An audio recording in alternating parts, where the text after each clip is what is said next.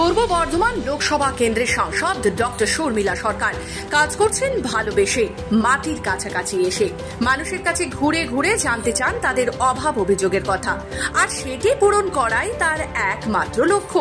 26-এর নির্বাচনকে লক্ষ্য রেখে তিনিও এগিয়ে চলেছেন। উন্নয়নই তার একমাত্র কাজ। খবর বাংলার প্রতিনিধি পৌঁছেছিলেন তার কাছে। কি বললেন তিনি সাক্ষাৎকারে, অজানা সমস্ত কথাই তুলে ধরলাম আমরা। খবর বাংলা, খবরের খবরদারি। এই মুহূর্তে আমার সঙ্গে রয়েছে বর্ধমান পূর্ব লোকসভা কেন্দ্রের সাংসদ শর্মিলা সরকার মহাশয়া। প্রথমেই আপনাকে খবর বাংলায় স্বাগত জানাচ্ছি। ধন্যবাদ। সামনেই 21শে জুলাই রয়েছে। গোটা জেলা জুড়ে বর্তমানে তৃণমূল কংগ্রেস কর্মী সমর্থকদের মধ্যে সেই বিষয়ে একদম উন্মাদনা রয়েছে এবং প্রত্যেকটা জায়গায় মিটিং মিছিল হচ্ছে। কতটা স্বতঃস্ফূর্ত রয়েছে? দেখুন, আমি প্রত্যেকটা জায়গায় ঘুরে বেড়াচ্ছি, তো প্রত্যেকটা জায়গায় মিটিং এরকম আয়োজন করা হচ্ছে এবং আমিও অনেক জায়গায় গেছি। তো সেখানে প্রত্যেকটা মানুষ 21শে জুলাইয়ের জন্য মানে অপেক্ষা করে আছে যে প্রত্যেকেই যাবে।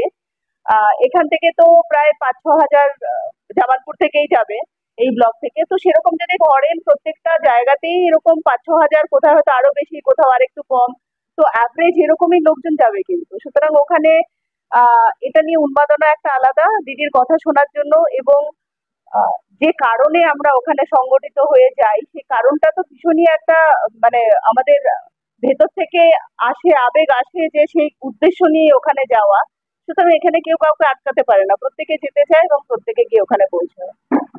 বিগত দিনে রাজনীতিতে আমরা হয়তো স্বতঃস্ফূর্ত ভাবে আপনাকে সেইভাবে দেখিনি, তারপরে সাংসদ, এবং আমরা দেখতে পাচ্ছি যে প্রত্যেকটা ব্লকে যদি কর্মসূচি থাকে আপনি যেভাবে ঘুরে বেড়ান পুরো গোটা জেলা জুড়ে, বিষয়টি নিয়ে কি বলবেন? কেমন লাগে এই মানুষের কাজ করতে? দেখুন, আমি একজন ডক্টর, আমি ছিলাম চিকিৎসা জগতে এবং সেখানে পেশেন্টদের সঙ্গে এবং বাড়ির পরিজনদের সঙ্গে আমার একটা সম্পর্ক গড়ে ওঠে, কারণ আমি মানসিক অসুখের ডাক্তার, মনোরোগ বিশেষজ্ঞ। তো সেই হিসেবে লোকজনের সঙ্গে মিশতে বা তাদের কষ্ট বুঝতে আমার খুব একটা কষ্ট হয় না, মানে আলাদা করে কোনো কিছু আমাকে এফর্ট দিতে হয় না। তো সেই জায়গা থেকে আমি এখন সাধারণ মানুষের জন্য এসেছি কাজ করার জন্য। তো সেখানে প্রত্যেকের মানুষের পাশে থাকতে পারলে আমার ভালো লাগে। সেই জন্য আমি চেষ্টা করি সব জায়গায় যেখান থেকে আমাকে ডাকে বা আমার মনে হয় যে এখানে যাওয়া উচিত, আমি সেখানে পৌঁছে যাই এবং সেটা আমার ভালো লাগে করতে। আমরা দেখতে পাচ্ছি আমাদের গোটা জেলার বিভিন্ন ব্লকে আপনি ইতিমধ্যেই অনেক কিছু শিলান্যাস করেছেন, কাজ করছেন। কি কি উন্নয়ন করলেন এই 1 বছর? আগামীতে কিরকম পরিকল্পনা রয়েছে? দেখুন, আমি তো আমার এমপিলারের টাকা যেটা 24-25-এর, সেটা তো হয়ে গেছে। 25-26-এরও আমি মোটামুটি প্রায় মোর দ্যান 50% আমি অলরেডি আপলোড করে দিয়েছি। সুতরাং আমার দিক থেকে আমার যখনই টাকা আসছে আমি সেটাকে রেখে দিচ্ছি না, আমি চাইছি যত তাড়াতাড়ি মানুষের কাছে পৌঁছয়।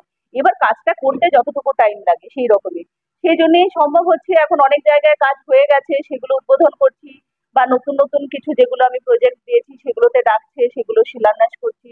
আগামীতে শুধুমাত্র আমরা দেখেছি 2021 সালের পর থেকেই কিন্তু বিভিন্ন যে পঞ্চায়েত থেকে শুরু করে লোকসভা সমস্ত ক্ষেত্রে কিন্তু এগিয়ে রয়েছে তৃণমূল কংগ্রেস, এবং আগামীতেও যে জয়ের ধারা অব্যাহত থাকবে সেই বিষয়ে কিন্তু কোনো রকমের কোনো সন্দেহ নেই তার, এমনটাই কিন্তু জানালেন। পূর্ব বর্ধমান থেকে কৌশিক চ্যাটার্জির সঙ্গে সুমন বিশ্বাস, খবর বাংলা।